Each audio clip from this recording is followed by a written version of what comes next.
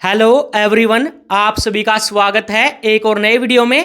इस वीडियो में बात करेंगे आपकी जीडीएस की नई वैकेंसी के बारे में। बहुत सारे बच्चों के मन में डाउट था कि जीडीएस की आपकी नई भर्ती के फॉर्म कब से भरे जाएंगे, इसी के बारे में इस वीडियो में डिटेल से बात करेंगे। तो जो भी कैंडिडेट 10वीं पास है, बिना परीक्षा के एक सरकारी नौकरी लेना चाहता है, तो आप इस वीडियो को ध्यान से देखना। आपकी जीडीएस भर्ती की नई भर्ती को लेकर बहुत ही बड़ी खुशखबरी है। इस भर्ती में आप देख सकते हैं शेड्यूल 2 के नाम से आपकी ये वैकेंसी रहने वाली है जीडीएस के अंदर। इस भर्ती में आपके 22,000 से ज्यादा पदों पे आपकी वैकेंसी रहेगी। जो भी कैंडिडेट मेल है या फीमेल है, आप भारत के किसी भी राज्य से हैं, आप इस भर्ती में आवेदन कर सकते हैं।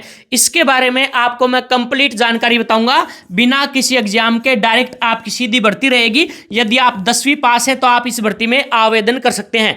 जीडीएस की शेड्यूल 2 भर्ती को लेकर बहुत ही बड़ी अपडेट आई है। सभी लड़के और लड़कियां जो हैं ऑल इंडिया से इस भर्ती में आवेदन कर सकते हैं। अब इसके बारे में आपको मैं आगे डिटेल से पूरी जानकारी बताऊंगा। और यहां पर देखिए, बहुत सारे बच्चे गलती करते हैं फॉर्म भरते समय, जिसकी वजह से उनका सिलेक्शन जीडीएस में नहीं होता।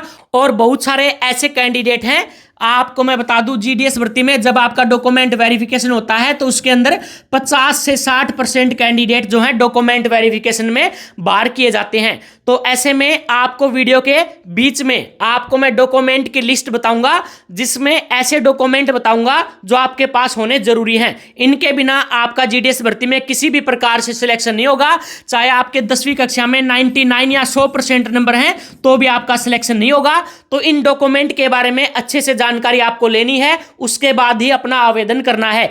इस भर्ती के फॉर्म कब से भरे जाएंगे, लास्ट डेट क्या है, इसके बारे में कंप्लीट जानकारी आगे बताऊंगा। उससे पहले देखिए, यदि आप इस चैनल पे नए हैं तो आप इस चैनल को सब्सक्राइब करके घंटी जरूर से दबा लेना, ताकि आपको सभी सरकारी नौकरी की जानकारी सबसे पहले मिलती रहे।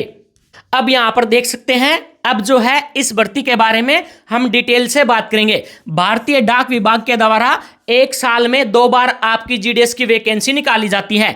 शेड्यूल 1 के नाम से आपके जो हैं 28,636 पदों पे जनवरी महीने में आपकी वैकेंसी आ चुकी है, जिसकी 4 मेरिट लिस्ट पहले ही जारी हो चुकी हैं। अब यहां पर देखिए, आपकी नई भर्ती को लेकर भी बहुत ही बड़ी अपडेट आई है। साथ में जीडीएस भर्ती में आपका जो है 10वीं के परसेंटेज के आधार पर सिलेक्शन होता है।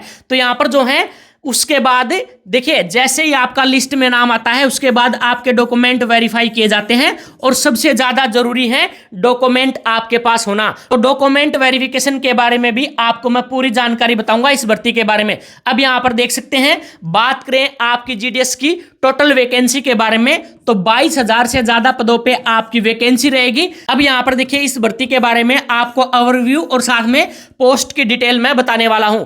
जैसा कि मैंने बताया है, 22,000 से ज्यादा पदों पे आपकी नई भर्ती को लेकर बड़ी अपडेट आई है। उससे पहले आप लोग यहां पे देख सकते हैं, जीडीएस में आपके 3 प्रकार के पदों पे वैकेंसी निकाली जाती है। इसके अंदर तीनों पदों पे आपको क्या क्या काम करना पड़ेगा, उसके बारे में भी आगे डिटेल से बात करेंगे। सबसे पहले बात करें बीपीएम के बारे में, उसके बाद एबीपीएम के बारे में और डाक सेवक के बारे में। ये 3 प्रकार के पदों पे आपकी वैकेंसी होती है जीडीएस में।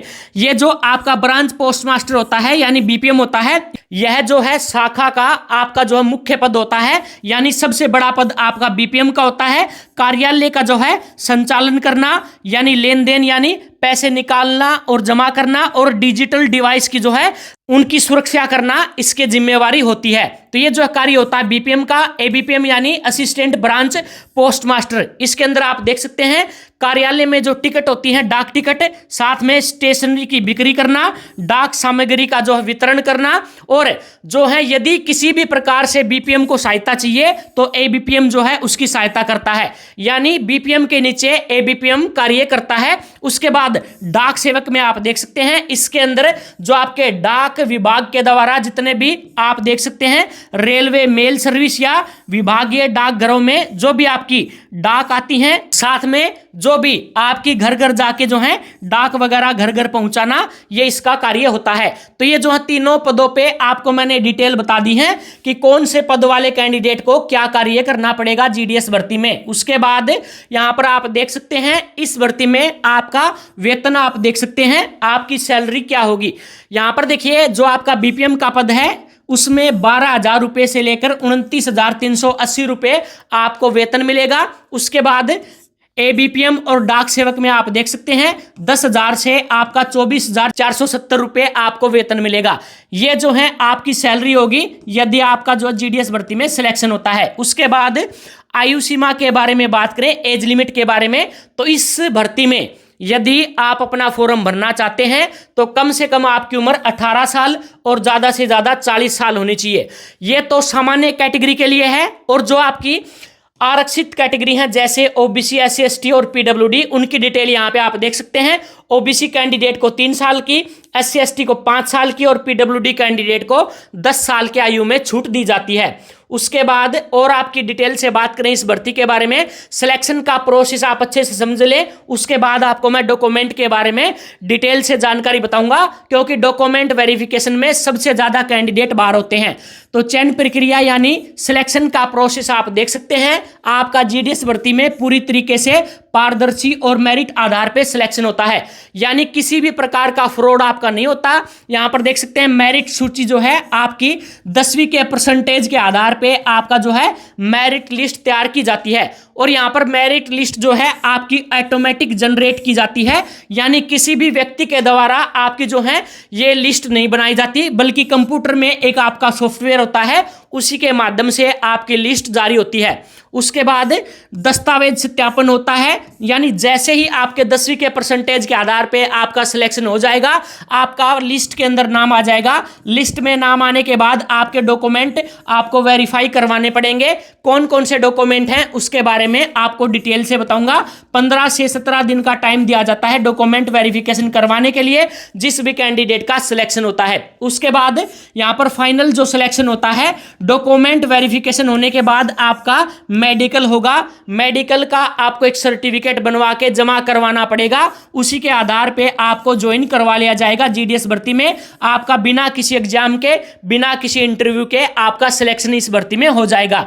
उसके बाद यहां पर देखिए बात करते हैं इस भर्ती में आपके डॉक्यूमेंट के बारे में। तो जैसे ही आपकी लिस्ट जारी होती है, उसके बाद आपके ओरिजिनल डॉक्यूमेंट के साथ साथ इन सभी की फोटोकॉपी जो है, 2-2 सेल्फ अटेस्टेड फोटोकॉपी आपको चाहिए होती हैं, जो भी आपके ओरिजिनल डॉक्यूमेंट होते हैं, उसी के आधार पे आपका सिलेक्शन होता है। यहां पर देखिए सबसे पहले आपको डॉक्यूमेंट चाहिए होगा 10वीं की आपकी मार्कशीट, यानी जो भी आपकी 10वीं की मार्कशीट है उसके अंदर आपकी जन्मतिथि होनी चाहिए।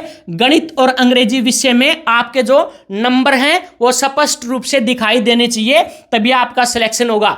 उसके बाद जाति प्रमाण पत्र आपको चाहिए होगा। यदि आप रिजर्व कैटेगरी जैसे एससी, एसटी, ओबीसी या ईडब्ल्यूएस कैटेगरी से हैं तो यहां पर आपको जाति प्रमाण पत्र चाहिए होगा। साथ में जो ओबीसी नॉन क्रीमी लेयर हैं उनका सर्टिफिकेट केंद्र सरकार के द्वारा होना चाहिए, यह चीज ध्यान में रखें। उसके बाद पीडब्ल्यूडी कैंडिडेट यानी जो विकलांग कैंडिडेट हैं उनका पीडब्ल्यूडी सर्टिफिकेट चाहिए होगा। 40% से ज्यादा आपका जो है पीडब्ल्यूडी सर्टिफिकेट होना चाहिए। उसके बाद पहचान और निवास प्रमाण पत्र, इसके अंदर देखिए सरकार के द्वारा आपको जो भी आईडी दी जाती है जैसे पैन कार्ड, आधार कार्ड या वोटर आईडी, इसमें से आपके पास एक जो है आपकी आईडी होनी चाहिए, जितनी भी डॉक्यूमेंट आपको बताई गई हैं। साथ में आपको डोमिसाइल सर्टिफिकेट यानी आप किस राज्य के रहने वाले हैं उस राज्य का निवास प्रमाण पत्र आपको चाहिए होगा। साथ में यहां पर देखिए कंप्यूटर सर्टिफिकेट जो है वैकल्पिक है, यानी जरूरी नहीं है। यदि आपके पास है तो आप अपना डॉक्यूमेंट वहां पे लगा सकते हैं, लेकिन इसके अंदर आवश्यकता नहीं है किसी भी प्रकार से। यहां पर आपको ऑप्शन दिया गया है, ऑप्शनल है, आपके पास है तो आप लगा सकते हैं, नहीं है तो फिर कोई दिक्कत नहीं है। उसके बाद फोटो और मोबाइल नंबर, आपके पास लेटेस्ट 2 से 4 आपकी फोटो होनी चाहिए। साथ में आपका चालू मोबाइल नंबर और ईमेल आईडी आपके पास होना चाहिए, तभी आप इसमें आवेदन कर सकते हैं। उसके बाद मेडिकल फिटनेस सर्टिफिकेट आपको चाहिए होगा। सरकारी अस्पताल से, मेडिकल ऑफिसर से आप जो है इसको बनवा सकते हैं।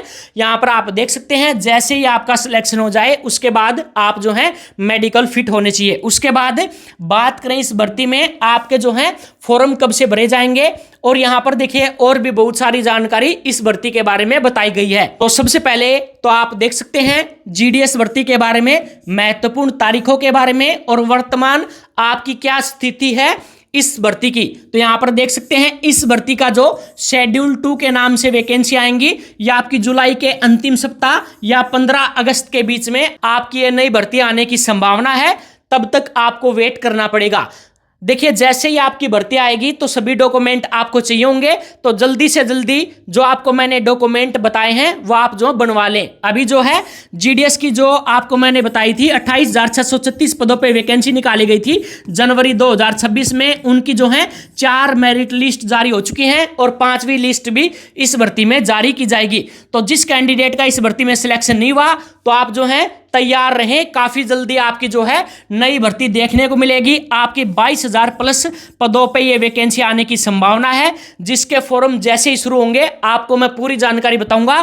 फॉर्म आपको कैसे भरना है ताकि आपका कम परसेंटेज में भी सिलेक्शन हो जाए, किस राज्य से आपको फॉर्म भरना है, किस सर्कल से आपको फॉर्म भरना है, किस डिवीजन से फॉर्म भरना है, ये सभी जानकारी मैं आने वाले वीडियो में बता दूंगा।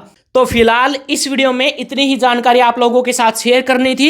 इस वीडियो को ज़्यादा से ज़्यादा लाइक कर देना, शेयर कर देना, और यदि आप इस चैनल पे नए थे तो चैनल को सब्सक्राइब करके घंटी जरूर से दबा लेना, क्योंकि यहाँ पर आपको जीडीएस भर्ती की सभी जानकारी सबसे पहले मिलती हैं।